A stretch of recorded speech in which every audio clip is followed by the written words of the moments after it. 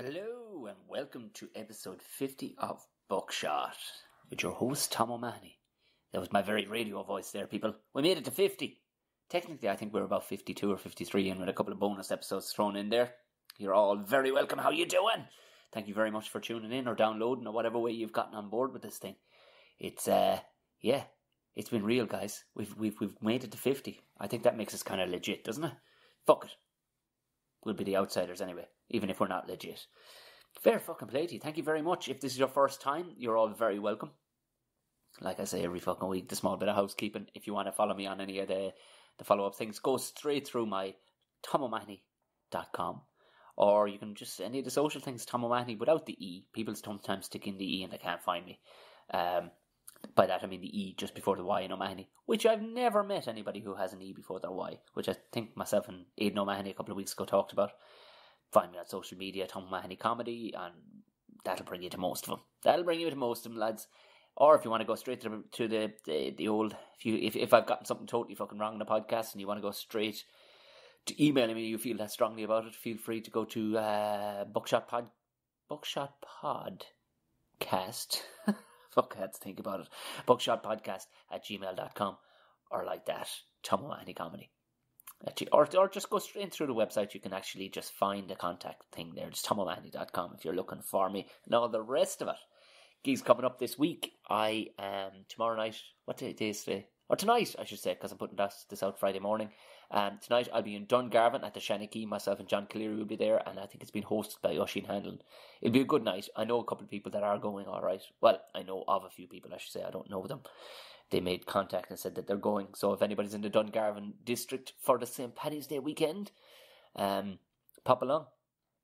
I'm delighted to say that I'm not working the St. Patrick's Day for the first time in years. I'm not working the St. Patrick's Day. I made it my business. I want to watch Ireland win the Grand Slam in the rugby. And fuck it. I'm not. I'm just not. Even though, and it's no matter where you go. Typically, it's I've gone abroad for it and stuff like that. But a couple of kind of wishy-washy gigs kind of were put towards me and stuff. But it was like, you know what, for just getting over there and all the rest of it, it wasn't going to be worth it. So I said, you know what, I'll chillax and it'll be all good. Possibly, I think I may be on Sunday night, I may be in Maynooth with Neil Delamere. I can't confirm nor deny. Monday night, I'm in, jeez, I should have looked this up. Again, it's on I'm being pure fucking lazy here, just sending you to my website, but it is on the website. I'm definitely in Cherry Comedy, because I was asked about it this morning. I'm in Cherry Comedy. I'll be trying out some new stuff, so if people want to see me go on and just shout some stuff that's never come out of my face before, that'll be Monday night in Whelan's upstairs in the Comedy Club room. This week we have a sponsor after coming on board with people that I'm very familiar with and I'm very friendly with. It's GoFerrariDriving.ie. So Go Ferrari Driving Ireland on Facebook, I think, but that'll be the website. It's GoFerrariDriving.ie. Yes, and I will read the read that they sent to me. So driving experiences through GoFerrariDriving.ie. Never before has driving been this much fun. Discover the pure joy of driving a Ferrari in Cork, Galway, or Dublin or Belfast. Get behind the wheel of a Ferrari for 20 or 45 minutes. Jesus Christ, this thing keeps on cutting off. And experience the thrill of acceleration and pure horsepower as you drive on the roads and motorway around your chosen city. Go Ferrari Driving is expanding more and more across Ireland, and we now offer locations in Dublin, Cork and Galway. I jumped the gun there and said those earlier. As passionate Ferrari driving enthusiasts, it's our aim to share the excitement Ferrari driving gives with as many people as possible. We have our own fleet of Ferraris, all carefully maintained and performance tuned. And I know there's another bit here. Yes, and they are also offering in the Ferrari 360, there's offering an F1 passenger ride-along.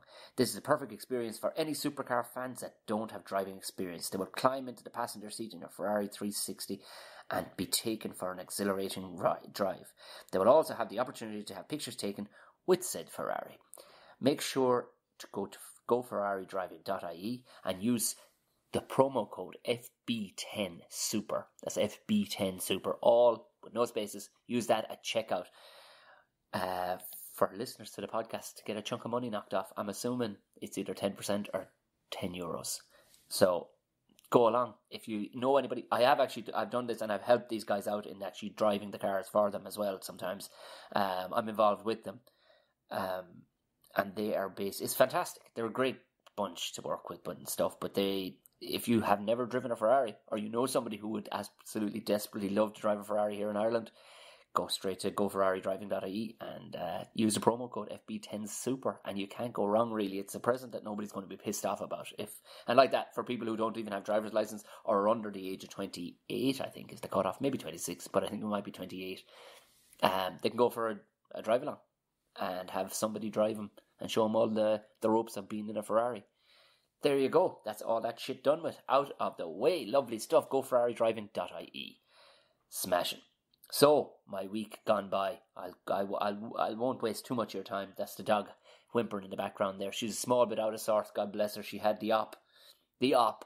She's only a pup, but she'll be a year this Saturday. Won't you?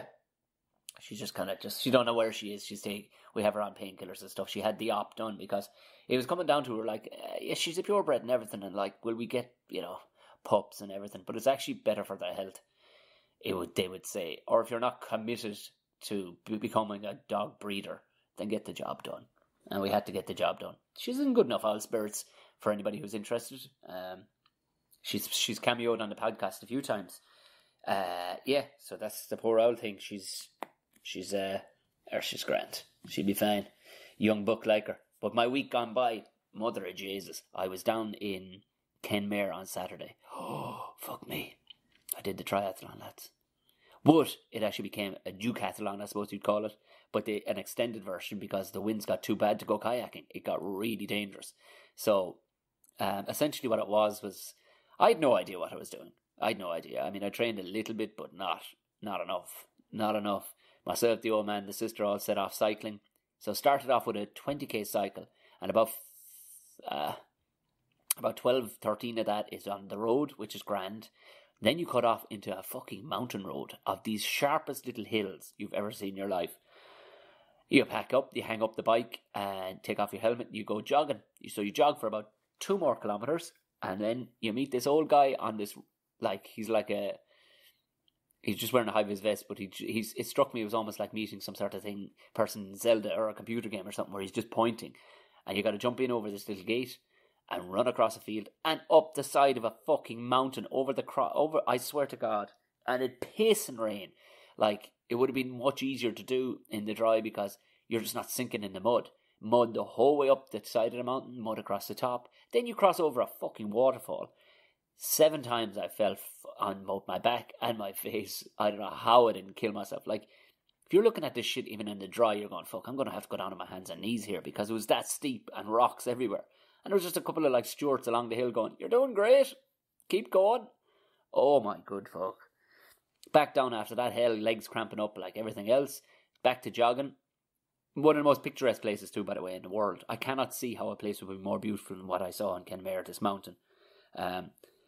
Glenacuhi, I don't know how to. It was a weird word anyway. Was the townsland's name? But fuck me. Next thing you jog back to the bike, fucked, covered in muck and shit. So they extended it so that you wouldn't have to. Oh yeah, and then so they extended so there wouldn't be the kayaking. I think it was to be 1 kilometer the kayaking, but it was too dangerous, as I said. So here was in my head. I'm going, lovely, yeah, a bit of kayaking, that would be grand. So cycle back the hellish 20k. You get to, they stop you before the town and they go, yeah, so it's not actually any kayaking, so you're actually going to have to run into the town now. So another 1.5 kilometers of running after all that shit. Fuck me. But do you know what? I actually wasn't as bad afterwards as I thought I would be. Like, we completed it. The 3 of us completed it and all the rest of it. I mean, more than anything, like the old man, holy Jesus Christ, he's 65 years of age. If I can't complete it and the old man is beaten, he's fitter than me, there's no doubt. Like, but at the same time, you gotta be asking yourself questions. If But what was killing me right up until it's kind of still a bit now, was the fucking arse. My arse is in fucking bits. Like, I felt like the prettiest fella in the prison. Oh my Jesus Christ. Fucking anybody who cycled, I don't know what sort of cauliflower arse you've got, but that fucking saddle. And it was actually it wasn't a racer saddle, like it was actually a mountain bike with road wheels on it. Jesus. Oh my God. Just had to sit on one cheek, like to drive, and then I had to sit in the car and drive the whole way back up because I was actually involved with a thing with these Ferrari guys on the Sunday. So even if I could have rested, maybe had a couple of pints or something, but nah, back into the car, 5-hour drive back up to Dublin. Oh my God. Oh Jesus Christ. But yeah, it was all right. It was okay. You know what? I'm glad I did it, and because you can kind of go, yeah, fair play. Okay, so there is a bit of metal. There is a bit of metal there that I didn't actually just puke and fucking drop dead on the fucking spot. And then I was in the Unhinged Comedy Club on Sunday night, and it was wild. Everybody was pissed drunk. It was fucking, people were talking back and forth. It was good crack, because I threatened to fight a couple in kind of a jovial, jokey way, because they were just so pissed. They'd been doing tequila shots at the beginning of the night, and I was closing the show as the headliner. Like, so by the time I got on, they were just back and forth to each other. So I kind of we'll call it mockingly snapped. I started roaring at him, banging the microphone stand off the stage. And they perked up. They perked up and they shut the fuck up. But it was kind of half jokey, halfy. I don't know if that guy's going to come off the stage, because he looks like a bit like he could lose it. And to be honest with you, still, the soreness of my arse is probably contributing to my fury. But we had a great night, albeit I did break the mic stand. And I really liked that mic stand in that club. Because it's a good one. It's one of those straight up and downy ones, not the one for like guitar players that it's hinged in the middle. It's actually a straight up and downy one, but yeah, what an asshole. And then back down at Killarney teaching the acting class, the last one before they go to film. Moved into Malahide then last night, and they all got their movies that we're doing. I'll explain this another day what we're doing. It's essentially a fundraiser thing, but it's done at a professional level. This events company, they take on the job for these clubs. They book out a hotel. They sell tickets. That's how they make their money. They sell tickets, and they'll put, like, the Killarney people are going to fill the INEC down in Killarney. If anybody doesn't know it, it's part of the Gleneagle Hotel, and it holds 2,500 people, and they reckon they'll sell that thing out. And their movies then their movies cut down to like 10 minutes, and it's a synopsis of the movie, and basically you teach the people how to act. And they go to location, and we send the events company send a film crew to go get down there and basically film the whole thing and edit it afterwards. Like, so definitely the people in Killarney surpassed what I thought they could ever. Jesus, it was incredible. Fair play to them. Like, talk about putting the work in. Train it, like a lot of dialogue, especially like we did A Few Good Men, but it's actually A Few Good Women. It's going to be all women. A lot of dialogue there to do, and the feel too. A lot of dialogue, and Michael Collins. But fair fucking play to him. Fair play to him for people first time ever fucking acting, and the standard is strong. That was kind of really impressive. I was like, Jesus Christ, good on you. So Doggo is she's whimpering over there. Maybe she wants to go out. Do you know what? I'm going to just motor straight on into this week's podcast. This week's guest is one of my all-time favourite comedians, and I'm not just saying that, but he genuinely is. I think he is most people's. He's one of the nicest blokes you'll ever meet. Damo's been around, as he explained, since like the early 2000s. He's one of the first I think he may be one of the first comedians I ever saw when I came to the International Comedy Club as a punter, and then as a whatchamacallit after that, an actual comedian. He's fantastic, an amazing comic artist as well, illustrator. He adds all this. I'm going to put all this in the description and everything else. So for now, please enjoy the fantastic Damian Clark.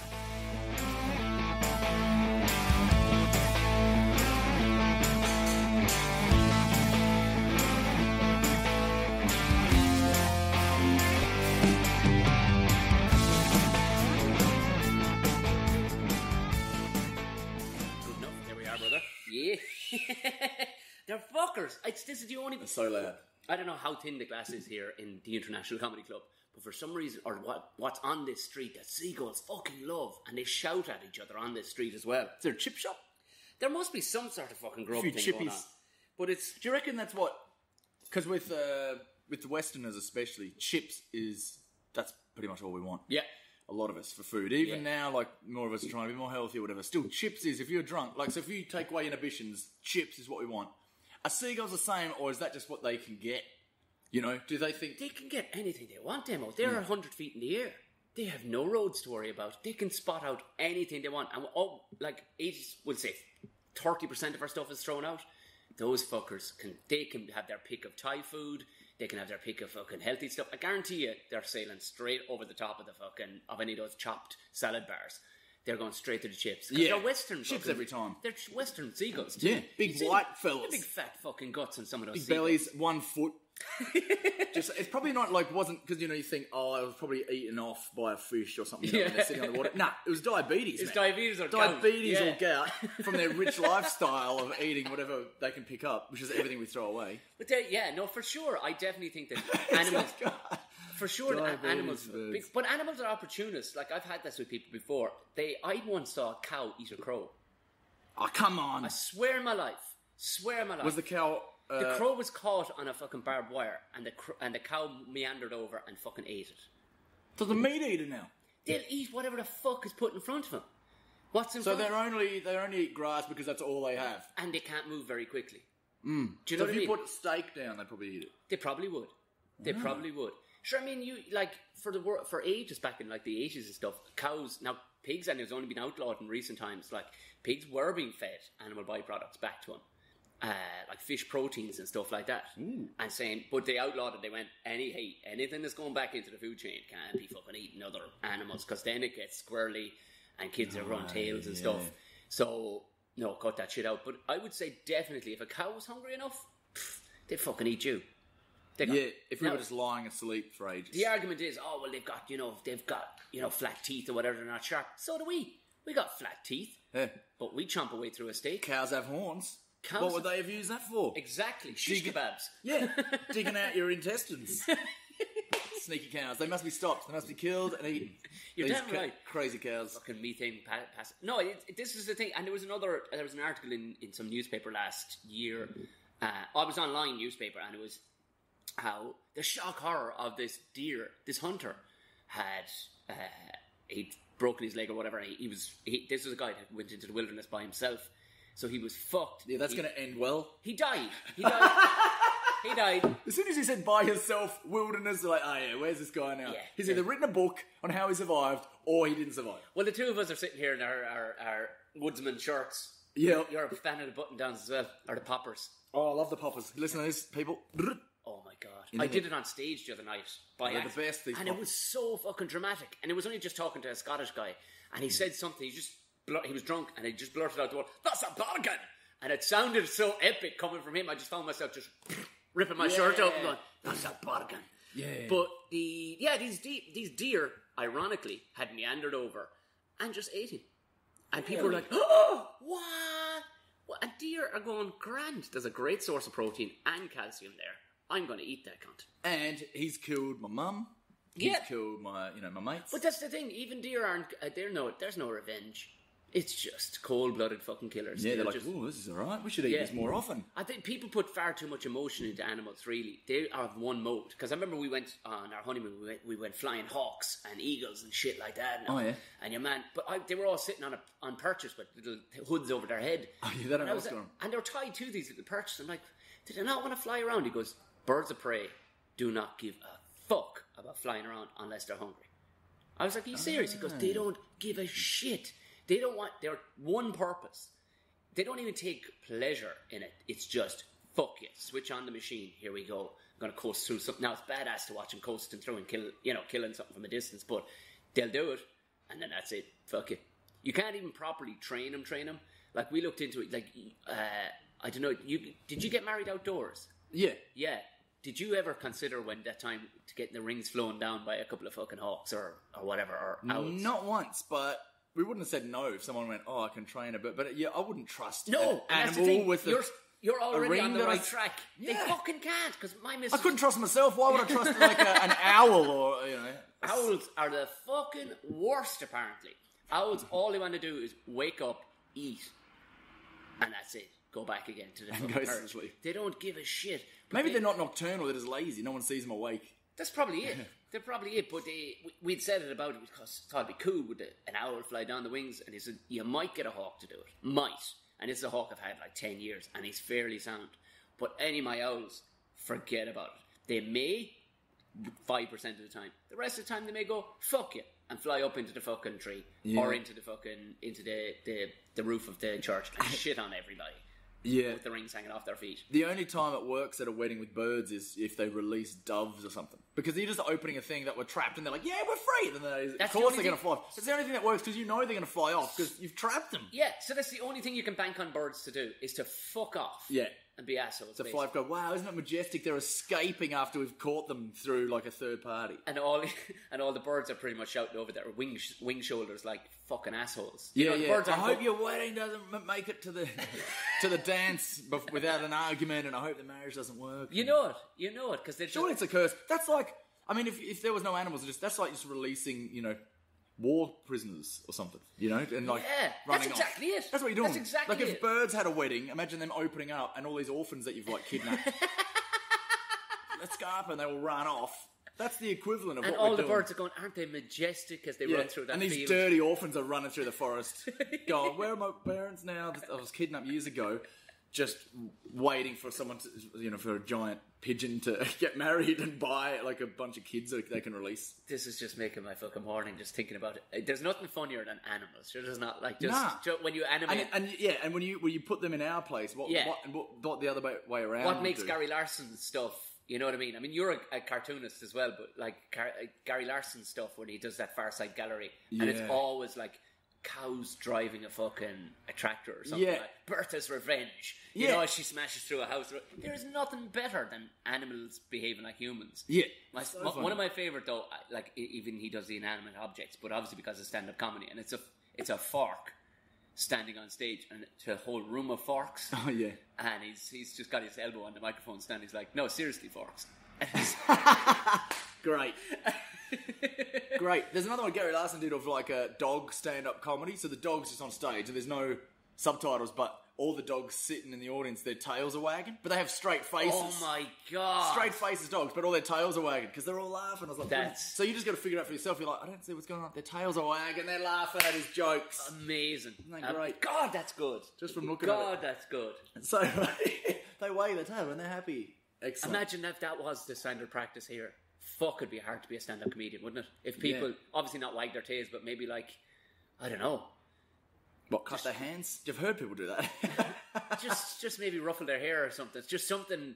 Because did you watch that documentary the time Des Bishop was in China trying to make a go of stand-up comedy? Yeah. And they actually had to have, like, it was such a strange thing for them, which I can't wait, because right now Kevin McGarren and Fred and Carl Spain are in China for St. Paddy's Day. They're doing a gig, Excellent. But I can't wait to see what it is. I'm guessing they'll do it to expats and stuff. Yeah, I'm pretty sure the people that they're gigging to can understand English and know. I can't see Fred picking up fucking what would you call it? Chinese Mandarin over the weekend. But in his one, like, there's sound effects to let you know that it was a punchline.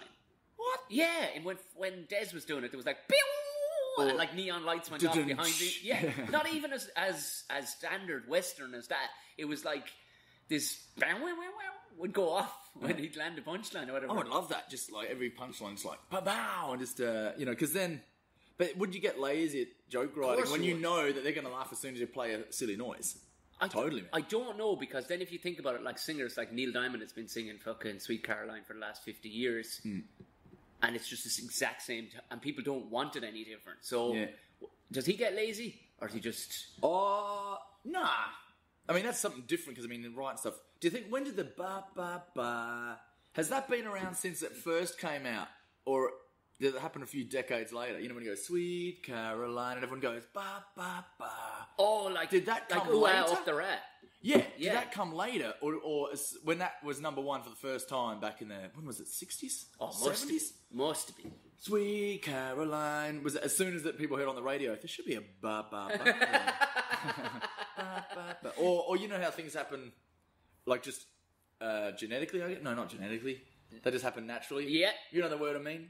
The way that naturally happened just there, did. Yeah, the way that I can't remember words naturally. Yeah, that kind of thing. But Paddy's Day is good. Are you doing any mad gigs for that? Because usually I'm doing a gig tomorrow night in Dungarvan, but I'm doing nothing. I haven't had a Paddy's Day off in 6 years, so I'm doing nothing. So very good. Yeah, are you gigging for it? No, because the whole Australian thing. But I'm in Brighton on Paddy's Day, so that should be good. Okay, yeah. But I mean, but is it a because they celebrate fucking Paddy's Day kind of. They celebrate it everywhere, but like no one will be booking. No one books. It's got a lot of me. Irish mates like themselves will be like, oh, how come you're not on that Best of Irish lineup in Edinburgh? I was like, oh, one slight little accent problem. But that's the thing. But even in like where I'm down in Dungarvan, and it's kind of I think it's Mark Stanley puts it on every so often. But this is a dedicated watch, and I would imagine that it wouldn't have mattered that you're Australian, but you're considered an Irish comedian, really, because you cut your teeth here mostly. I know you did stand up first in whatchamacallit, because I meant to say that the first time, I swear to God, we were sitting 5 feet away from the first time I was ever in a Dublin comedy club, and I hadn't done any comedy at this stage. I think I did one or two like bits in Cork, and I was up with the crowd I was working for. I was up here for a week, and I fucking hated it, and I had to go see some comedy, and you were the headline that night. It was like a Wednesday night. And it was the mishmash. I think Fred and Andrew had it at the time, and it was right. Maybe you're to blame for me becoming a stand-up comedian, because it was you did that bit, the crash test bit. Oh yeah. Fuck me! I had a pain in my chest afterwards. I went, well, he looks like he's having a crack, and you're slurping a pint and everything through the mat. It was just, oh yeah, this is too much fun not to be involved in. Like, it was fucking dynamite, and the first ever gig I ever did here. In the international, I was open mic, and this will give you a notion. Des was hosting. Yeah. Fred, you, and Neil Delamere were on. Oh, nice. And I was the open mic. It was like, wicked. What a fucking lineup to be on, like, you know what I mean? Yeah, excellent. So when did you start it? Was it was in Australia, because there's a great bit of you on telly. A young, sprightly looking, and you're on. It looks like some daytime television, is it? Well, it should be, but that was Rove Live, which has got that was it was like in late 19. Is that like a Conan, I guess, or a David Letterman? Yeah, well, you're out. Is it that one? Yeah, it's one? Definitely. When I'm in a short sleeve it's a talk. Shirt, it's a talk show one. Yeah. Yeah, I know. It looks like daytime because everyone's dressed for daytime, but yeah. So that was in 2004. So that was ages ago. But then so I was doing obviously kind of before that. But the year after that is when I moved here. 2005. Oh, was it? Yeah, but I'd been here. 2002 was the first time I came over, so I was back and forth for a bit, just sussing out visas and all that sort of jazz. Yeah. But you'd met your missus, you see, wasn't that? Yeah, we met in 2001, so already, like, my heart was already set. Right, I'm moving to Ireland in like 2001. I was already thinking that, and then 2002 I did it, and then I'd already booked in to do like another comedy festival back in Australia, so had to go back for that. Yeah, and then save up again and then come back and sort of just follow gigs about. Yeah. And save up money, and then we sussed our visa, and then 2005 was like full time move over. Yeah, it was wicked. And and this was the first gig I did in Ireland as well. Was it? Like the internet, totally deadly stuff. And Des, it was before work experience. So I remember before it erupted, where the comedians would sit up the front every week. No one would be out in the hallway; they'd all be in here. Okay, sitting up the front, and they would just get up because sometimes it would just be performing to just the other comedians, acts. That was it. So I remember, like, it was after Des Bishop's work experience when that just erupted. It felt great. It was like, man, it's busy. I can't believe it. But then we were sort of like, oh, but I want to watch the show. So we had to go out and stand in the... Somebody drilled a tiny fucking hole. Yeah, so we drilled a hole. The smallest glory hole in the world. So you can just peek through. It's funny because someone was on a couple of weeks ago, and, Darren Lawler was watching the show through the peephole. Yeah. And he was up next or something. And one of the acts that was down from the north, she was going, I didn't even know there was a peephole. She was on a weekend. She goes, I was here yesterday, and I saw Darren leaning against it. And she just thought that he was just had his head against the wall, just dreading, going, I'm not going. She thought, I better give him a moment. He's having a mental breakdown. Just standing in the dark with his head against the wall. With his face pushed right up against this black wooden wall. She was like, oh, we'll just give him a minute. And then at the end of the weekend, she goes, oh, there's a peephole there. Oh, I wondered why. Oh, my God. That is amazing. But I suppose that's Northern Ireland for you, I suppose, yeah. Do you gig much up the north? Yeah, as much as I can, I mean, the Laughterlands was there every week, but then that stopped years ago. So then that's dropped. But then, obviously, the Empire's always been... Yeah. Pretty much always. And the Queen's Comedy Club. Yeah, that's shutting down. I think the last one was only a couple of weeks ago. Jason Bourne was on. I don't know how. I didn't ask him why it's shutting down. The whole building's getting... Oh, is it? Yeah, it's something to do with the whole building, not just that. Which is an amazing venue. It's just a big it's a pity they don't move it, like, because I mean, there's definitely a want for comedy up. Like, I gig up there a fair bit for obviously the Empire, but as well for Colin Geddes and Lavery's. Yeah, I've done that. That's great gigging. He's packing that out now. Is he? Packing it out I'd say every so. night now. Like now he's doing Wednesdays and Fridays, and he's packing it out both nights. Wicked. Jesus Christ! Yeah. It was packed when I was there, but it was only once a week. Yeah. So that's great to know. Yeah, but I think they are moving the Queen's comedy, but it will take a while and it won't be the same and all that. But I reckon if the audience are coming, like, they'll build it up. It'll be great again, It's phenomenal. Did you? Because the whole podcast world. See, his following is coming through his podcast. Like, he's Who's getting Colin Geddes. Oh yeah, huge. So their dedication, like, to it. But because you do a good podcast, I reckon. Oh You probably don't yeah, have the but time, I'd then say. you'd want man. It's a lot of the. I mean, it takes ages. Oh Jesus! And then plus are you editing your own videos? To anybody, I'm going to put a link to your videos in the description. Oh, thanks, man. of this. That's what I pretty much spend all my time doing. I would imagine, because I was wouldn't looking at it going, "Oh Jesus!" That would Yeah. it looks like a lot, because you're not only you're editing the video, but then you're doing fucking animation as well, just drawing over the top, which yeah. makes anything funnier. Like, Yeah, as soon I as Jesus like it. Christ, you did the Lewis one with the fish tank. And the aquarium bit, and I was like, "That's exactly what I was thinking in my head." But the fact that you had all the scumbags dressed as like octopus and stuff like that, I was like, "These are reverse engineered humans to being animals. This is perfect. This is absolutely brilliant." So, how long does a video like that take? Oh, a couple of days, I'd say. Yeah. 2 days, maybe more.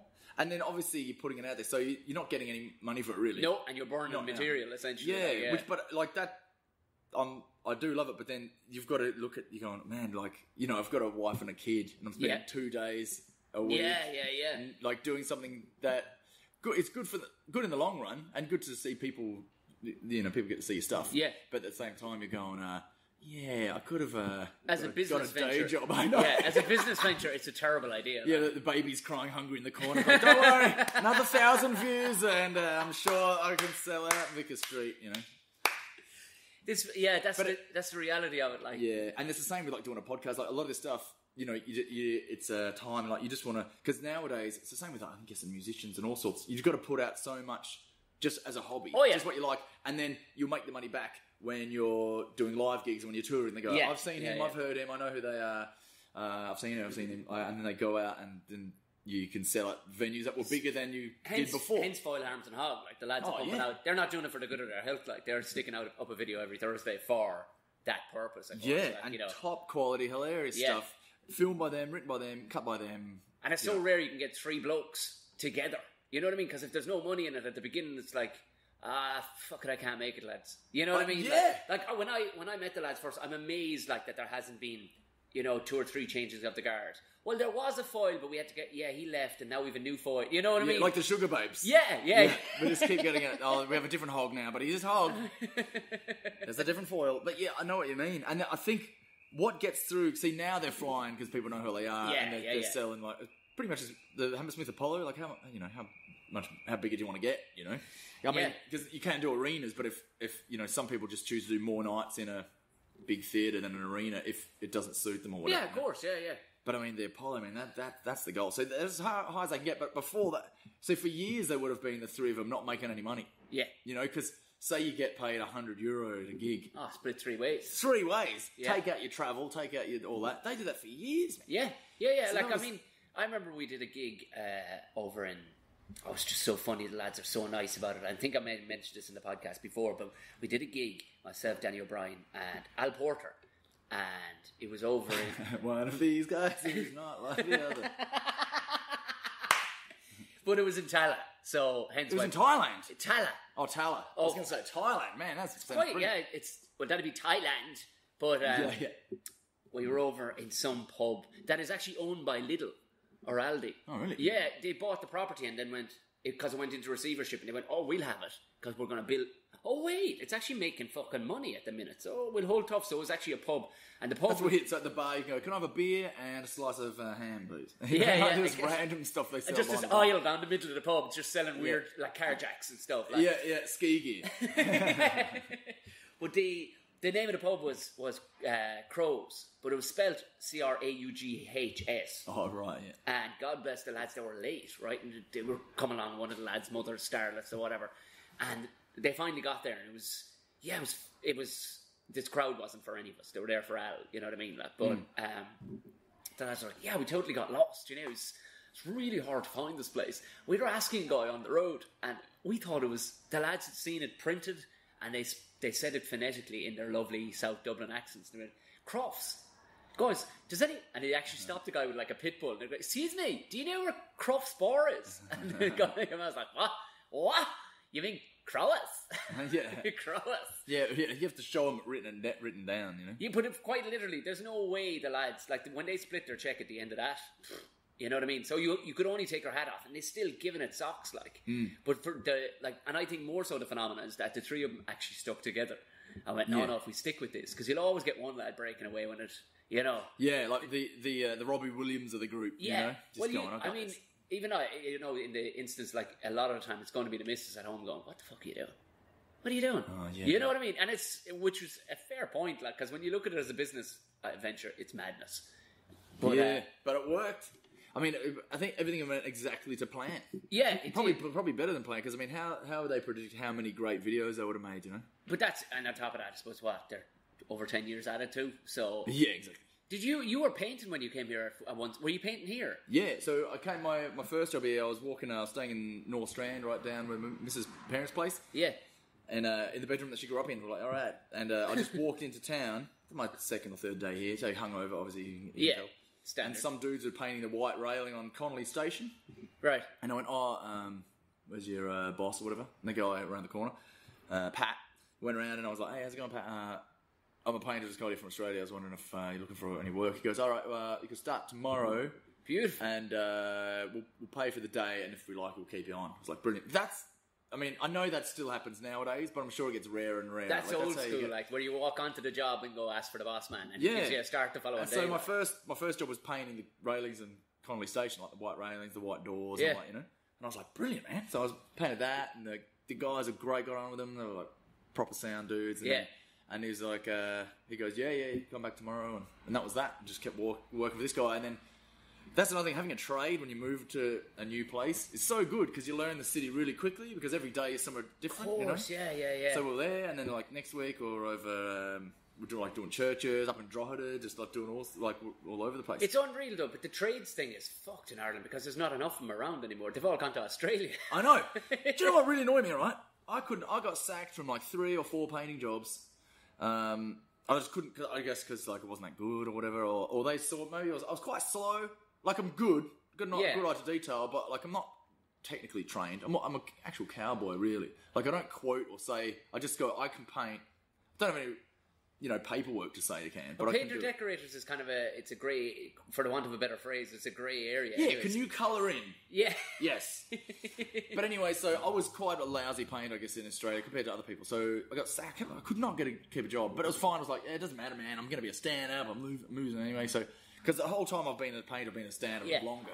So I would rock up to gigs at night and my set would be written on the back of sandpaper that I had in my overalls pocket. And I'd be like, oh yeah. And so I came over here and there was big 8-pay ads in the newspapers going, do you have a trade? Are you an electrician? Painter? Painter decorator? Carpenter? And they were going, come to Australia, we're calling out for jobs. It's like, how bad am I?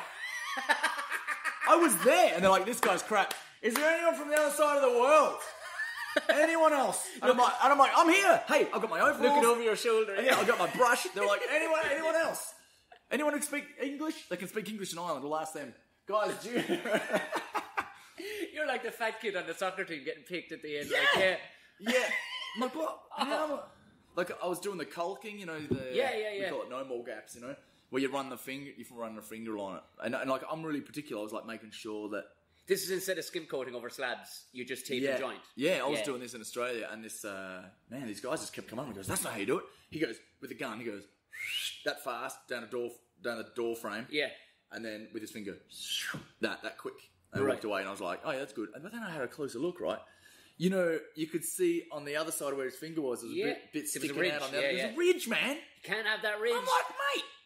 People are paying. I mean, okay, that took you 10 seconds, and it takes me. That would send me over. It takes me an hour. That would send me over. That would send me over the edge. I do a good job. Yeah, you see, I would pay you to do the final job. You see, that would kill me. Not that I'm a total perfectionist, but if you pay a bloke in to do a thing, and especially painter decorators, because you're the last lads to leave Yeah, the we're job. covering up everyone else's mistakes. Whatever fucking manky job the plasters have made, the carpenters have made, or the block layers have made, if the lads in painting a decorator are making a bollocks of it, and I was an engineer for years, so I was going in doing snag lists and houses, and you're going, nah, and that now would send me over the edge. It's just, but that was indicative. Like, you want to see the shit that got built in Ireland around the country, especially like where they're just going, here, slap it up. Yeah. You know, while the bank is giving us money, slap it up. Do you know what I was told here, right? Because I was painting, and as I said, I was quite slow. So I got a job here, and my first job, the other guys were like, geez, slow down a little bit, mate. Really? They're like, yeah, you slow down. Because a lot of the time you'll see painters here, I love it. They'll have a brush in their hand against the wall. They'll be facing the other way, having a chat. You know, like, right, you know, yeah, and then there's more breaks. There's more like another cup of tea, another smoke. You know, and they pace the. I was used to 10-hour days, just like going at it non-stop, one break, keep going. Here, man, cruisy, so good. So I was terrible in Australia. Here, just like with the people I was with, they're like, mate, slow down, and the job would still be great. It might have taken you a bit longer, but everyone was having a good time. Yeah. Well, isn't that what, but then these mates of mine then that have worked in construction in Australia would sell it to you like it's like going to fucking Disneyland. Oh, yeah, the weather's great and fucking having a couple of brews after. But the more I thought about it, I was kind of looking at the jobs and going, you're being flogged. They are working you to fucking death over there. And you're selling me this notion that it's fucking, you know what I mean? They work you hard, yeah. Yeah, that was the vibe. But then the other side, then I found when I was in America, it was, they'll show up to work and they'll be there for 12 hours. But only about 50% of what would get, so you're only probably getting 50% done. Because they'll talk shite all day about what they're going to do. Right. So now you've okay, here's the plan. Yeah. And I know you can do this. I believe in you. So you're probably 3 stages away from us. So if an American lad turned up in Australia to go fucking labouring or something, he'd be fucked. It just wouldn't work. But that same mate that was telling me how awesome it was in Australia and all that, I was justifying Australia to me, like, and I was like, I know, I'm sure it's lovely. Yeah. But he was saying one of the first days, because he was a site manager here, and he took over a site in just outside Sydney, and he saw the company he was working for had put an ad in the newspaper looking for lads, and just labourers, and one of them was must be able to use shovel, and he thought that it was a joke. He was like shovel hands or something. No, he just thought, who can't use a shovel? Like, what kind of a statement is that? It's like, you must be able to brush your teeth. You know, it's like, what? Can you use a spoon? Yeah. But the following day, one of the lads that got hired showed up, and I don't know where he was from. I think he was a Kiwi, I think. And it was like you put a fucking ray gun in his hand. He was holding the end of the shovel. He was on the mixer, like, mixing fucking, like, sand and cement for the plasters. And he was holding the end of the shovel, like a spoon. And he was just taking up like a little bit, like a matchbox much, and chucking it in. And again, he thought, somebody's having one on here. But nobody had. Somebody just said, look, that's the mixer. Do you know how to work it? Oh, yeah. And the kid was just bluffing him. He went down and he had a fucking clue what he was doing. And within days, he had to let him go, like, because he was like, I can't even start, like, where do I start telling you how to use a shovel? But one of the other, a couple of days later, there were two more, this is not good for Kiwi lads, but there were two more Kiwi lads they'd hired. And he said there was like a row of maybe 5 houses, and there was bits of timber left in them, and he wanted it all gone out and swept out for the painter decorators to move in afterwards. And he said, right, there's bits of timber all over the place, lads, get all that shite out. Fucking skip outside, chuck it out. And they were only offcuts. But he came back an hour later, expecting to see at least house 1 and 2 maybe done, because there wasn't that much stuff. The lads were still both on house 1. They were going in and bringing out one piece of timber at a time. Like one tiny little offcut, walking out with it. Blip. There you go. And back in, pick up, and he was like, well, what? Would you not put 5 or maybe 20 of them together? It's like, oh, you can stack them up. There's a barrow just there. You know, Phil, use that fucking thing if you want. Initiative, people. But that's one thing, they say have initiative in a job. That's only if your initiative idea is a good one. Like, you could have initiative to do the complete wrong thing. Yeah, no, you're spot on. Yeah, that's the other side. You have to have initiative. No, you just have to do what you want me to do without you telling me to do it. That's pretty much initiative. Well, that's the other side. But I remember one time I was painting a school, I think it was around Marino or something like that, Santa Marino or something. Yeah. So there's a school there, and there was a big sort of courtyard in the middle, quadrangle sort of thing. And there's like and there's about 3 stories of school, I guess, that went around it, like a big horseshoe. And I was on one side of the inside of the thing, on a ladder, painting. It was a real grey, like dirty, filthy grey, and I was painting it like cream, probably magnolia because everything bloody magnolia. Oh, of course it is. But it was an outdoor cream, whatever. Painting that, I had my brush and the pot hanging on the side of the ladder, and I was cutting under the windows, and I just hear Mister, echoing through the whole thing. So I look over, and it was summertime. It was outside, so I look out, and there was just kids just leaning out. They must have been about 7 or 8. They were just leaning. Oh, they're probably maybe 10 actually. They're leaning out of the window, going in their school uniforms, like Mister, will you go out with our teacher? Will you go out with our teacher? So I look over, and there's the teacher's there, and she's got her glasses on or whatever, and she's like, get out from the window, and then all the other. Because every other class could hear it, so they all come over to look out. Even the ones above me, like looking down on top of me. And you're up a ladder, like I'm up a ladder painting. They're like, Mister, will you go out with that teacher? She's like, get away from the window. So like I dipped my paint in the thing, and I was next to a big plain grey bit of wall that needed to be painted. So I painted in massive letters, no. As far as I could reach, no. And she's like, get away from there. And then all the kids are like, yeah. You can't. Yeah. Well, you have to assume that somewhere deep down that teacher was like, fuck her. I know. I know. Fuck her. I know he's playing up to the kids and all the rest, but... Yeah, I should have said, go on then. Or something, You should have just answered, you should have answered something that sounded Polish.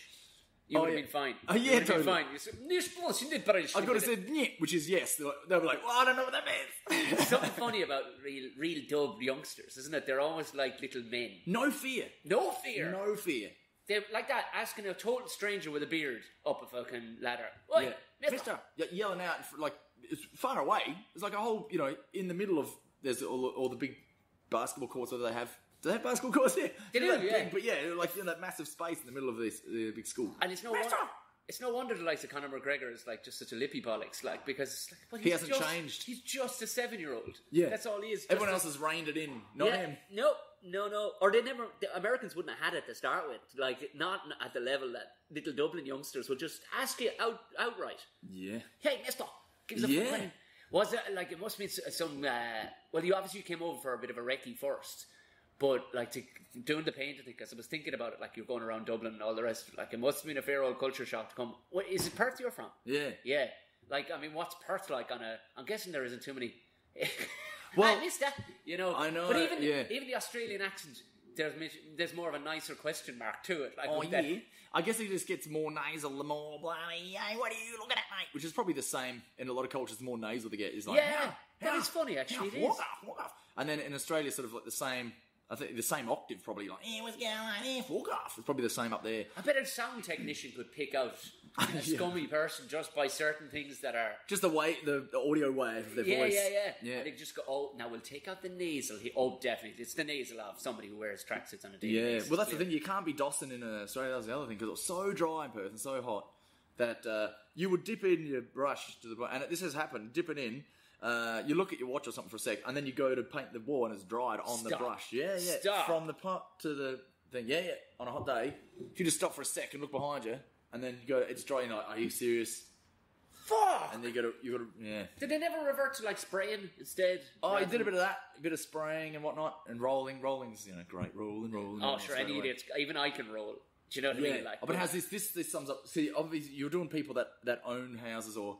Because when you're painting their house, they're usually older people that the kids have grown up and they've left and they're just retired and they're just doing up their house. So a lot of old people, first of all, like most of the time, old ladies, brilliant. You want the old lady to be home all day because she has mastered the cup of tea, the scone, the sandwich. So she just feeds it all day. Lovely. If you're stuck at home with the old man, this is the same. This is the same wherever. This is the same in Australia. Here, I've painted in the UK. It's the same. Old people use the same. The women, great at cooking, great at the chat. Yeah. The old man would stand there and watch you and tell you what you should be doing, how you do it, because you're only doing it because they're too old. Do you know what I mean? Yeah. Or like the nicer ones will be just telling about like the day they did this, talking about back in the day, and you're like cool, and you're going yeah. But like, well, this is how man, rollers weren't invented when you were a kid, mate. Yeah. Like this. Yeah. Just let me do the job, man. So, I'm colouring in a wall, mate. So for the old woman, she was never going to be doing it in the first place. So she's more than happy to have a man up there painting anyway, regardless. So it was never a pride thing for her. Her pride is in the cup of tea, and it's always like, oh, that is lovely. I go, where do you Powerful cup of tea. There is nothing worse. But did you find? Here's the thing. Now we often discussed, because I used to do like little nixers on the side where I'd build maybe small extensions, like 10 and 15 grand extensions for people. Like, and I'd get a couple of lads down from the site. Nice. They'd throw in an hour or two in the evening. We'd throw the thing up maybe in 3 to 4 weeks or whatever. But in the nicer areas, the air quotes for the people listening on podcasts, nicer areas, you'd fucking struggle to get a cup of tea. There might be no mention of tea. Yeah. But in the more, air quotes, working class area, they'd nearly fucking go down the chipper for you. Yeah, 100%. You found that too? Yeah, and like what most of the time we were doing the upper class houses. Yeah. And they're like posh Aussies, like probably like posh anyone, sound a tiny bit more English, I guess. Yeah. They're like, that's where it leans towards. Thank you very much, you know. And so anyway, this black 4-wheel drive pulls up. Yeah. The soccer mum, the blonde soccer mum, footy mum probably in Australia, with the 2 blonde kids. And it will never see a touch of mud. And they were looking up to me and my boss. Yeah, we were like painting we were using, it was oil paint, sticky oil paint, doing the pipes on the roof. Okay, yeah. And it was 40 degrees. It was so hot.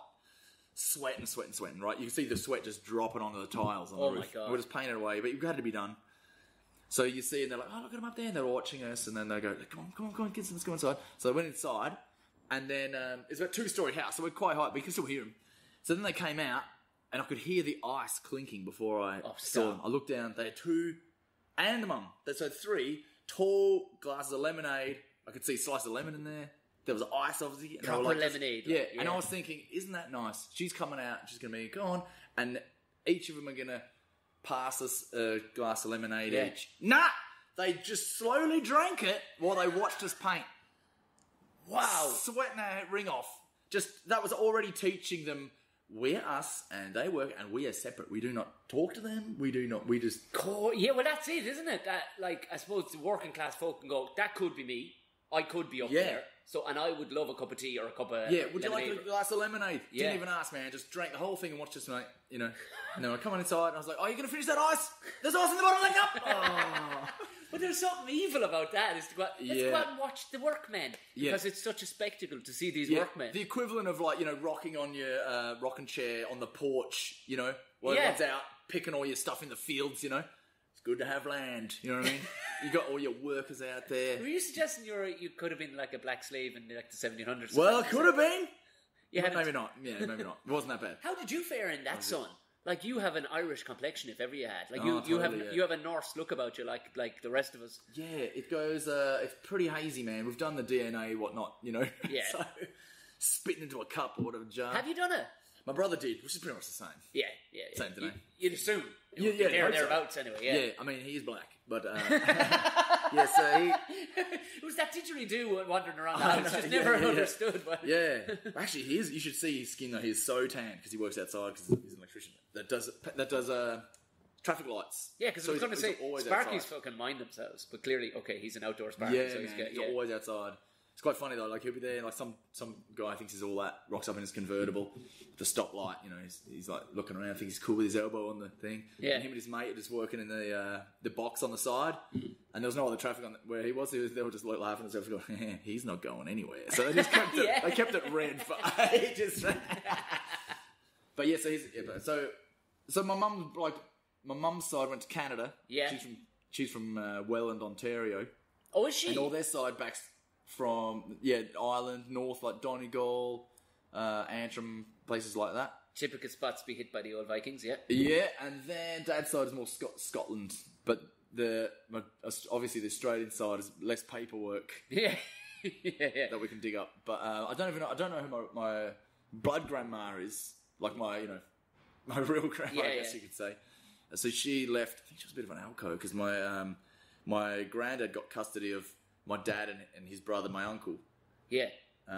Which would be indicative of this neck of the woods to have a bit of a... I know, totally, man. And then she disappeared, and my dad, in his later years, him and his brother tried to track her down. They couldn't find her. Right. But for the dad to get custody of the kids back then was unheard of.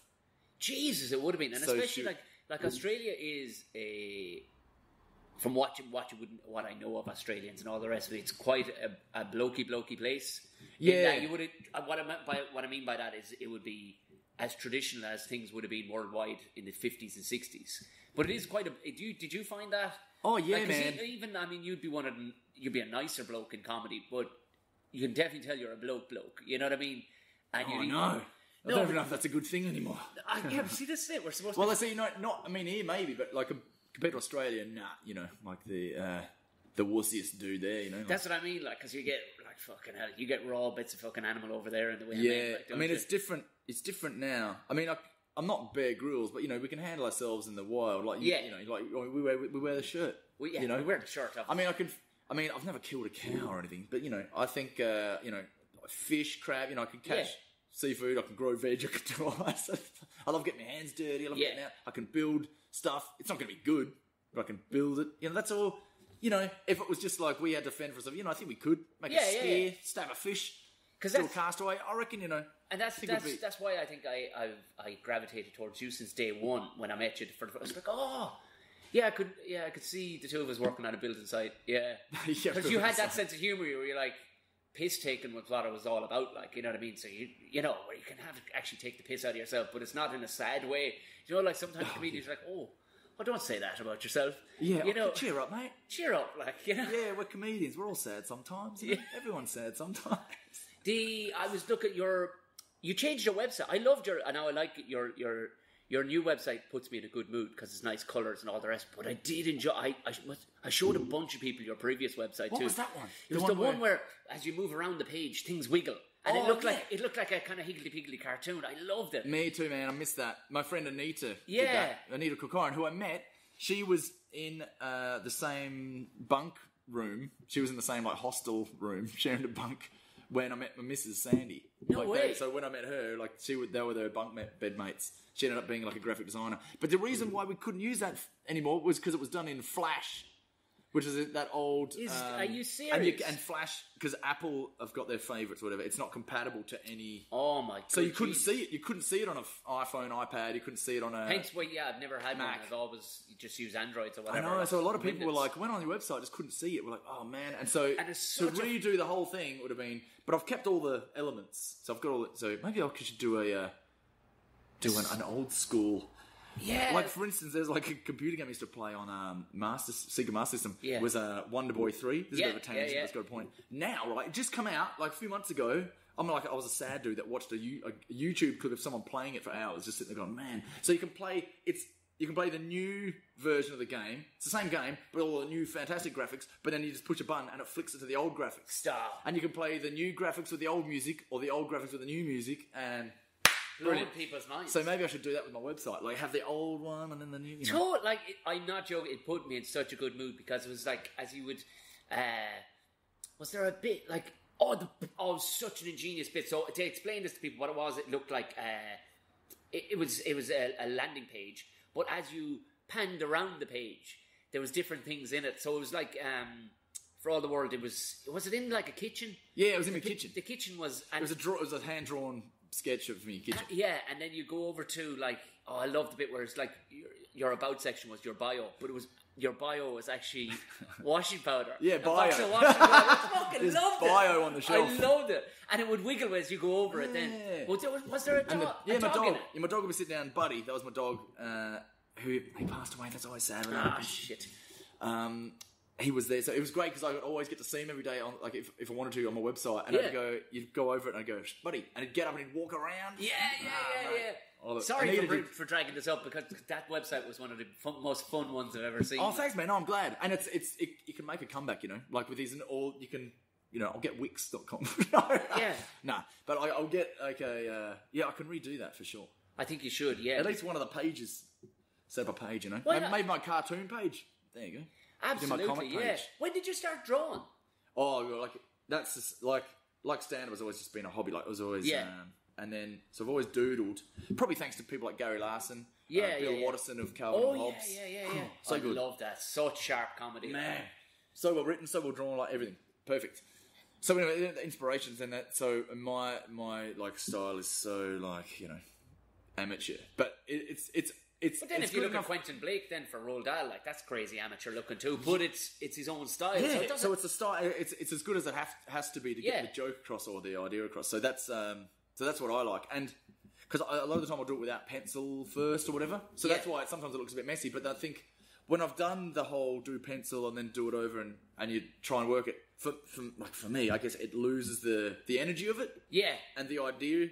And then I've gone back to the original one. I've just sketched it on a napkin and then took a photo of that and put it online. So sometimes I've seen those ones. Yeah, they look rough as guts. But then and I like it. It was the idea. It was there. So it's almost like you're capturing that idea when it happened there and then, instead of like when you're spontaneous on stage. That's sometimes the best part of the night.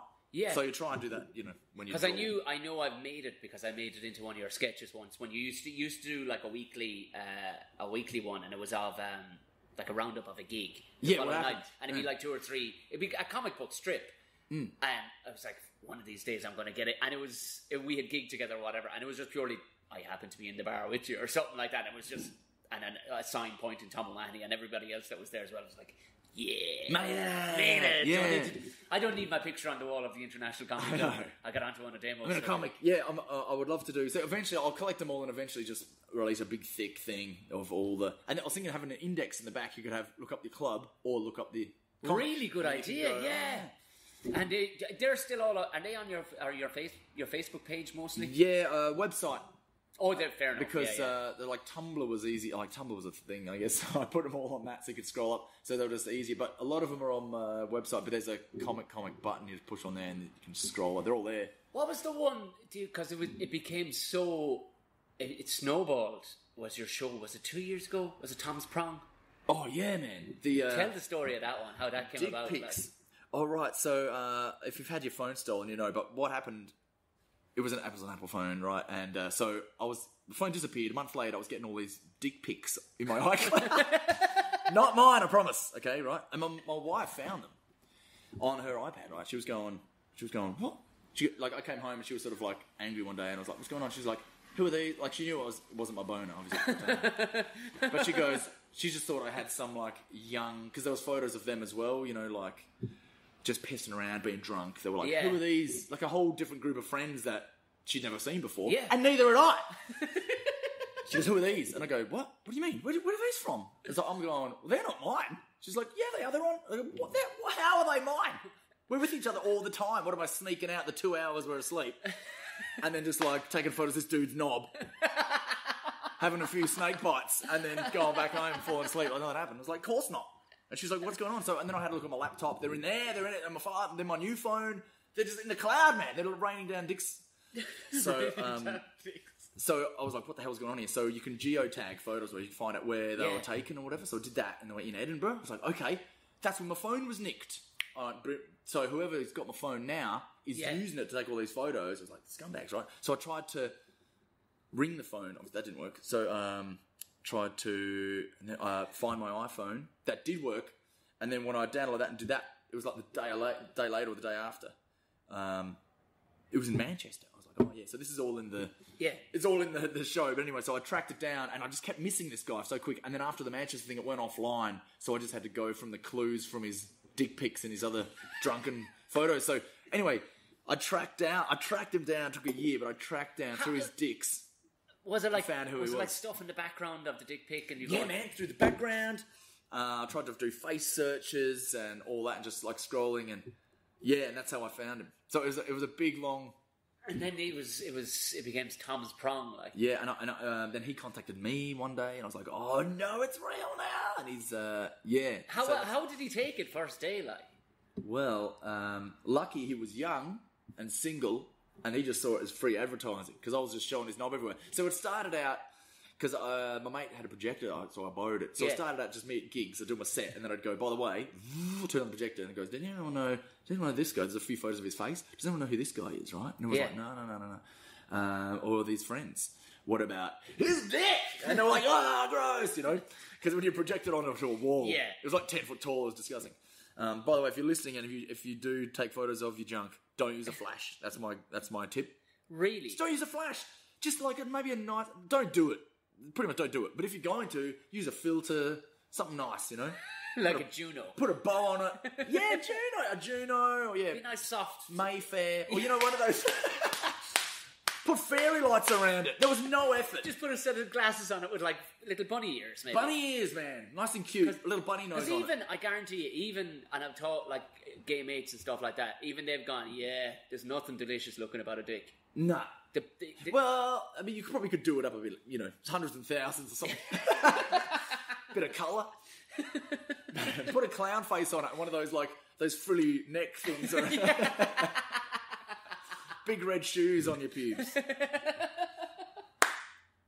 And so you took the show on the road. He came to the show and all. He came to the show, and then it's online now. So this one is like €4 to download because I couldn't have it for free because of the content. Yeah, of course. As well as still have to pay the camera dudes back. But if that's Damian Clark comments on there to download. But at the end we interview him. He comes on stage, and the crowd don't know what's going to happen. And to be honest, I didn't know what's going to happen because he said he'd come to all the shows I did in the Fringe. But he's a loose cannon, mate. He's like that in real life. He would just forget or not come or be too drunk, and he'd miss them. But then he did. He came on the last night, and we filmed it. We got the whole interview out. It was great. So we got to figure it out. Did he buy a stolen phone then? Pretty much. His brother bought a stolen phone, and he gave it to the guy, the dick dude. That's so good. He gave it to him now, and now we're mates. Like we message each other all the time. No dick pics. No schlongs. But he doesn't learn, eh? Like, this is what happened, right? We go, okay, so you got to hear what the people had to say about, you know, the whole audience reactions and whatnot. And there was there was a Facebook group about it. Yeah, I know, because I constantly get updates of, Tom's prom. And I would put photos up there going, do you know who these are, you know? And that was great. The banter was hilarious on that. And then so we invited him to the group. Yeah. To go, mate, this is what we've been doing all year. And then he got what the fuck? Yeah, he got to read. I told everyone to go in 24 hours. He's going to be on the page. Say hi, but don't be mean. You know, he didn't nick my phone. All he's guilty of doing was sending his willy, but he sent it to people who wanted to see his willy. Well, they might have not have said though, but they sent them photos of like, say, their bum or something. Right. There was a photo of a girl's bum in there. In a mirror. Okay. So he went bum equals dick. 100 times over. Yeah. But that was it. There was only bum. Like there was nothing. Like the amount of willies he sent did not equate. It didn't equate to like one girl's bum with knickers on. With knickers on. Not even maybe 1.5 willies to one knickered bum, but like a hint of ball maybe for a bum. Yeah, you know what? You're right. You're right. I mean, if it's bum for a bum because that's equal. Bum for bum. But is it? Bicep for boob. Bicep for, I think, you know, biceps are dudes' boobs. Yeah, they are actually, yeah. I mean, pecs if you've got really good ones, but, I mean, there's only half. Is, like, to vag to... How many dicks to a vag, though? They're worth more, like, have to be top trumps, like... 50 dicks to one vag, maybe? Yeah. One for JJ, I should say. For JJ. So you said he didn't learn. What the fuck did he do next? So he's in the group. So everyone's commenting, going, you know, jokingly going, nice package, you know, that sort of stuff. And he's going, hey, like he's loving the attention. He's going, hey man, I'll get it printed onto a hoodie. Who wants to buy a hoodie? Like he's trying to get. He's selling merch. He was thinking of selling merch, so he was seeing who was interested. And is he selling because you always had it up pixelated? Yeah. Except the first time I show is unpixelated. Yeah. And then everyone's like groans a lot, so I go, yeah, a bit of pixelated now because we're going to be looking at this thing for an hour. Well, pretty much. So what? I've got to get tasters of that and put it out. Taste is probably a weird word, but taste and put more out there. But I haven't picked the bit where you go, everyone could sort of see that. You know, you can't just put that to a public, you know, thing. But for anybody who's wondering, because you have to see this. Like, I've seen this show. And our friend Claire, right? She's from the north. Yeah. And bright red hair. She's an actress. She's lovely. And she's seen the show. She was in the group, and she was like, "Hey, Tom, welcome to the page." Haha, whatever. He sent her a private message going, "Would you like a special viewing of the schlong?" And she's going, "No. Will you ever learn? Will you ever learn, Tom?" That is fucking brilliant. So she messaged me straight after going, "You will not believe this." And I went, "Can you get a screenshot of that and send it to me?" And he'd taken it down since then. So I guess he went, "Oh, yeah, that's right. Don't." He kept on getting confused with don't take dick pics to do take dick pics. So he's like, "Oh, don't send willies to someone I don't know." He's a fucking lunatic. Yeah, 22, 23 at the time, yeah. See, we don't know, even when we were, like, what age are you now? 40. Yeah, I'm 36, so just thereabouts. When we were 22, there was no dick pics. Like, there just wasn't. Like, I mean, you could possibly get a Polaroid of your dick and actually hand it to somebody. But it wasn't as... So, in an envelope, maybe in a brown envelope on a corner. You got your collar up and sunglasses and a hat. You open up, like, you say you got a whole plethora of pic dicks. Yeah. Which filter do you want? Well, the filter is 70s. They're all 70s filter from Polaroid. Yeah. But, like... like, for his mates, like, did that seem like a weird thing, I wonder? Like, what 22-year-olds right now, like, are they going, It's normal. yeah, Mickey pics, It's normal. I think it's becoming unnormal again. But at the time, I think because if your dick, as a 22-year-old, if your dick was put live on fucking stage in front of sold-out rooms, on huge forums all over the fucking world, you would fucking find a hole in Cooper Pedy or whatever, climb down it and never fucking come back up again. You'd think so. But this fella was like, I'm showing up. He's and like, you know what? I'm making hoodies with my dick on it. Yeah, and I'm at the hood is the hood. The non-Jewish version. Just don't go for one of those collarless shirts. Those grandfather shirts, like, for the Jewish version. He's doing circumcised hoodie. Yeah, man, the whole thing. So, but he loved the attention. He's a sound dude. Like, I guess he just does. You know, when you're, I forget, when you're in your 20s, not a care in the world. You don't even think of that. But here's the other thing. Because that's the norm. Well, you know, it was the norm a couple of years ago. Just to send your genitals about the place. So one day he might have children. Jesus, Imagine if our parents had photos of their private parts in the ether.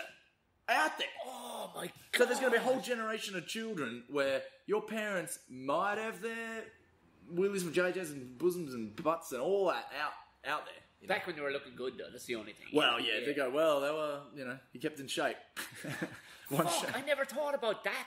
Yeah. Imagine, I would hate to know that my dad's, I'd hate to think my dad's, genitals were out in the, floating about somewhere. Oh my God. And whatever about you running over it, but one of your mates running over your mum's fucking fanny. Yeah. Oh my God. Yeah. Oh my God. I mean, attributing it, if all it is the fanny, then there's no attribute, but it's a face in it, like, Yeah. But even if you're filming or videoing, or, most of the time, they are private. They are for private. Yeah. They're like, it's just from me to you. I'm sending you a little gift. That's still, if it's online, it can be found, That's happened to heaps of people, man. Jesus Christ. Because I was actually came in from a gig last night and I was watching a program and it was this one, you'd know her to see, like, I think she might have been on Vice at one stage, but she's an English interviewer and she always dresses like, I'm so ridiculously cash right now, like I just rolled out of the bed. Yeah. Which kind of pisses me off. It's like, you're after getting a sweet telly gig, like, brush your fucking hair. But yeah, you're in front of a camera. She has this whole Tom's filming it now. We're just looking at ourselves, going, "Oh, how do we look?" Yeah, I showered. Well, we look exactly how people would expect us to look. Yeah. I promise you. Anybody who listens to my podcast, this is what they expect. These are my best clothes. Yeah, but she was in Prague and she was like, what she's trying. It would seem to be she's trying to clean up the fucking world of seedy underbellies and stuff. Like, she goes to holiday destinations typically that the Brits go to, and she exposes all the. But she does fuck all, really. Like, but she was. You don't need to expose much. They do it for you. Yeah. Like, people on holiday, stag and hen nights, they expose. They're not for privacy. They're like, we're gonna get mashed, and everyone's gonna see it. Yeah. But she was going around basically, and the whole thing. Now she's not too judgmental, but she goes to this basically brothel as well, because it's an open season in Prague when it comes to brothels. Whoa. And she's talking with a couple of girls that are working there and stuff. None of them want to answer anything. She goes back to this woman's house the next day, and she'll talk to her. She's been in the business 10 years. She, as they say in the horse world, she was rode hard and put away wet, which is not something you do with a horse, like. This poor woman, she was 33, she looked fucking 53. Like. Was she smoking? I've got an image of her just going...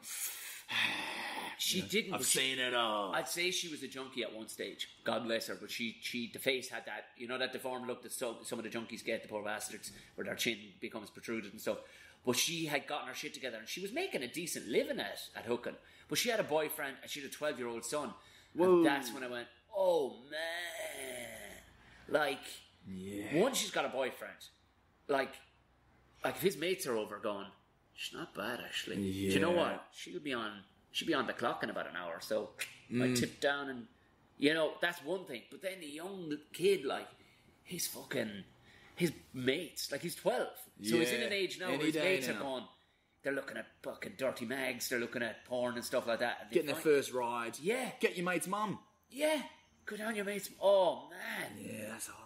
Jesus Christ! I know we jumped from fanny pics to prostitution there for a second, like, but that is the worst case scenario, isn't it? Like, now that you like we got married last year, or whatever, and I suppose there'll be kids on the way soon enough, but it'd be like, fuck.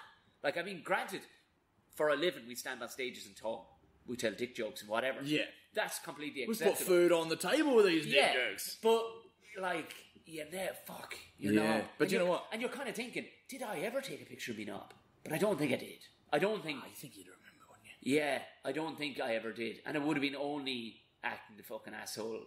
It would have never been, hey, baby, you know, like, it would have... I don't think I was ever of that generation anyway, where I still to this day, like, I would go, like, what? Yeah. Because we would be fucking amateurs at it. You know how good you have to be at taking pictures. Yeah, you got to be good on social media, just to like make all it the look girls good. put the hand on the hip sideways, they pout, and it's One all, leg in front of the other. Yeah, chin up to give camera the perspective down a little bit. Yeah. I was taught this. I was doing panto over Christmas, and all the dancers were like taking pictures of themselves because their Instagrams were fucking blowing up, and all of the female, and I say female, some of the male lads had it nailed as well. They had like 50,000 followers and stuff, but they all had this. It's such an unnatural body position to actually stand, but when you take the picture, you look unbelievable. You look fucking 15 pounds lighter, like you have a six-pack. And then, but you look through all of the people that have nailed the position, and it does work as people do it. But you look through all their photos, and they're the same in every picture. It's the same picture, just with a different costume. But I'm wondering, is there a dick pic method? Do you know what I mean? To make your dick look fucking musclier and like in the dark. Yeah. Do you know what I mean? Well, like, is there a pose? Will definitely be a low camera angle to give it the height. Height. I never thought of that. Height. So low camera angle, but then your balls are in the way. So probably have to be from the side, low camera angle, because you don't want to see balls. You can't. No. God, there's nobody going class balls. Yeah, there's nobody going class balls. Oh, there should have been more ball in there. So maybe from the side, pointing up, and then then you could see there's like the little 3-piece suit you put on it or something properly. Bow tie. Is that a Windsor knot of a necktie, actually? But, yeah, because it's funny in the... Because his mate... Because I saw his... sorry, his name's Tom as well, but... I saw his schlong, but then his mate's balls. But not... Because his mate... There was a photo of his mate sticking his balls out of his shorts or... Well, he was wearing I think he was wearing, lingerie. You wonder how friendship things... You know, because as a gang of friends, you all have a thing, like, when you walk into the pub or whatever, it's like, hey, you all have a... Sup, fucker? You have a tagline that's indicative to the group. You know, or you have a thing where it's all like, oh, that's just a thing we do. Where you pull fucking somebody's trousers down in front of a bunch of girls. You know, it's a thing you do. How do you get to the point where it's like, who's the first in the group to go? What's thinking? Hey! Look at me balls, yeah. I was out with a comic and he had younger mates. He was younger, and they were all talking. And then shaving or whatever came up, and they were like, none of them had pubic hair. Except me and one other guy. Like, they just get rid of it all because they were in their 20s, and that's just what they do now. Every bit of it, all of it. Well, I mean, I didn't check, but they just said they go, yeah, shave it all. Like, I think it started because one guy was scratching. He's like, man, I'm really itchy because I shaved yesterday, or it was growing back. But like shaving all of it. I mean, yeah, give it a trim, but fuck no. No, they're there for a reason. They're there for friction, and you can style it. You know what I mean? No, fuck that. But it's normal to have no pubic hair. Apparently, like for blokes, just like get rid of it, just shave it all. Just want to look like a baby. Yeah, like a little. I mean, I think that a couple of reasons makes it look bigger because it's not coming out of a hedge. You know, so you get that extra few millimeters that hair could have been covering.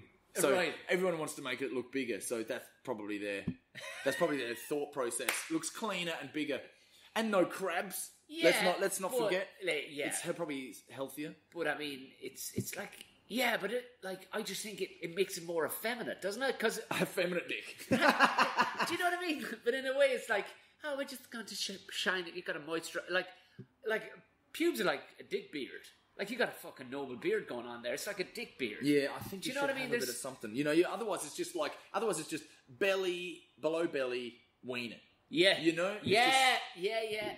Even when you drive the motorway, there's a hedge up the middle of it, and it's there for a reason. It looks fucking better. But I say against, I mean, you can do what you want, obviously, but I don't like men that get rid of the chest hair. Just for vanity. Yeah, I did it for a dare once. Shoulder and back hair, go for it. I mean, if you want to get rid of that, that's good, because it looks weird if you're wearing a singlet and you've got hair coming off your shoulders, like fur, not hair, fur. You know those guys with furry backs? I don't mind seeing it, but if you want to get rid of that, I get it. Yeah, my back is a bit patchy, it's weird. Do you know what, I haven't done it in a while, and I suppose, I'm married. Herself doesn't give a shit, like. Yeah. A warm rug for winter? Yeah, but if I was single, I might get it done. I don't know, but I think I like all or fucking all my back, fucking woolly as the front. Do you know what I mean? That'd be Hairy as hairy. Wolverine, man. Have you ever seen John Caleri with the shirt off? Yeah. That is a sight to behold. A hairy belly. Yeah, so imagine him, all hairy belly and that, and then no pubes. How weird would that look? Yeah, it looks like if you've been The snail trail is leading you somewhere. Yeah, exactly, because it looked like you'd been in an accident. But you don't want to talk about, it was that time I worked in Chernobyl, it was like, I can't grow any hair on my unless cock. you're a wrestler or whatever. See, because and some wrestlers are good with it. I think I like it when it's hairy because people will wax the chest. Same reason to make their wiener look bigger, to make their pecs look bigger if it's waxed. Yeah, but then you see Wolverine and the latest Superman with their shirt off, and they're all hairy. You're like, yeah, man, that looks great. Yeah, and they've done no effort. Jason Statham looks like $1 million, and he's got a hairy fucking chest. Yeah, man, leave it. Especially in the likes of Ireland, how often are you going to be tops off? How often are you going to be tops off? Yeah. One day of the year, and even. Do you know what? And it's almost such an abstract thing to see a bloke with a ripped to shit. You're going to go, put it back on. Do you know what? Because you're so abnormally fucking in good shape. Yeah. Put it back on. You're making us all look bad. Come on, mate. Yeah, it becomes the adverse effect. We're like, dickhead. Yeah. Jim dickhead. It's funny, that. Everywhere else in the world, they're like, good on you. He was like not in Ireland. Stadium, man. Who does he think he is? Yeah. Being healthy and whatnot. Liking himself. Oh, here's something that, love your body. Like, I was going to talk about this on stage, but maybe we could try it out here. But the fact that love your body, people just automatically think what it looks like. Yeah. But I love my body for what it can do. Yeah, functional. I don't think about what it looks like. I can run down the street if I'm late for a bus. Yeah. I can drive a manual car while eating a bowl of cereal. Yeah. Do you know what I mean? And also, I'd like to be your height, not because I'd like to be tall, but you can get stuff off shelves that I could. Get stuff off shelves. That's mosh pits. Yeah. I'm tall enough to annoy people behind me. I think 6'1" or something. So not tall, but no, just 6'1" is class because you can change a light bulb without a stool. You can, do you know, all these things are totally functional. Then I feel sorry for some people that are very tall, because as a nifty-sized bloke like me on airplanes and stuff like that, I'm like, hey, do you know? So I kind of feel sorry for blokes. But the functionality of about 6 foot, I think, is class. Yeah. But not because I want to be tall for any other purpose, bar the functionality of it. Yeah, but people who say they're unhappy with their body, and then you look at someone in like the Paralympics who's like kicking ass and they have no legs or whatever. Yeah. Kicking ass with no legs. Like, that doesn't make sense. And like, you tell them that you don't like your body, do you know what I mean? Absolutely, yeah. No, you should. Or whatever. It's like, okay, I just want to tone up, or we all need to do that. We all enjoy stuff that's slowly killing us. Yeah. But that's what it's like to be. Just balance it, You're gonna die anyway. We're gonna die anyway. Yeah. Have a cigarette, man. It looks cool. But I think I'm guilty. We're all guilty of like putting ourselves down. But you think, nah, man. Like, think of don't think about what it looks like. Like, who's looking at us anyway? Wear a coat. Yeah, that's what's great being in Ireland. Always layers, man. I went back to Perth this year, and you forget. Like, I'm so used to wearing like a jacket. You couldn't wear that shirt in Perth. Nah, man. That's a woolly shirt. It's a woolly shirt. Be sweating. But like, you forget. See, when I moved over here, I think mobiles were I just had my first brick of a phone or whatever. Yeah. So when I went back. So you're wearing shorts all the time. You need more pockets. You need like a backpack or a satchel. Yeah. Because then I've got a satchel. But you got a satchel. You need keys. You got your wallet or your phone. Sometimes your phone is your wallet. Sometimes all this stuff. And I'm like, man, I've only got two short pockets. Yeah. I was like, I need a jacket again. I love having a jacket because we're always carrying around a notebook and pen as well. I've at least notebook and pen. It's a minimum of 5 pockets in every jacket I have. Yeah. I have to have cargo pants. So if you're somewhere hot, you go, oh man, I have to have a bag. Yeah. Because I used to just have, we used to just have keys, wallet. Yeah. That's it. Yeah. You don't need anything else. Sorry, I'm thinking about, the timeline is that it was fuck all mobile phones and shit to be worrying about back when you were in Australia as a youngster. So yeah. Now there's more. So you can put it all in your jacket. You got it all in your jacket. You take your jacket off, no worries. But now. Fucking hell. That's why. And then you lose your jacket in a taxi, and then you're screwed. But then. And then some bloke ends up taking pictures of his dick with your phone. I know. And that's exactly what happens. But here's something. I've mentioned this on stage, but I love how back in the day before phones, you could just push someone in a pool or in a lake or the beach. You just push them in the water, and that was funny 100% of the time. Yeah. You got everyone has phones now. You can't just muck around anymore. Yeah, because people have it in their pocket. It was like, I'm still on contract as they're going in. That's it. Because Colin O'Regan has a bit where he's talking about it's the weather in Ireland, and it was about one hot day or whatever that had happened. And he says, I saw a guy jumping into the whatchamacallit, into the canal. And fucking filthy and all this. He says, I meant to jump into that fucking thing. He says, and the madness, and basically where it is that he picks up his dog and jumps in. With his dog? With his dog, or throws the dog in. But he says, even halfway through, you could even see the fucking dog looking back on my fucking phone. That's great. You know, because then again, how funny is it when animals become us? Like, Yeah, man. Do you know so what? funny. You have to go, man. You have to go. Crikey, it's 1 o'clock. So, where can people just tell us, everybody, where they can find Damian?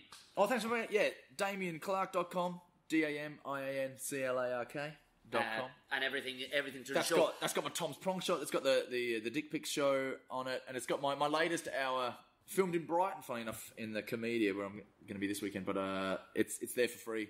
That's Grand Theft Damo.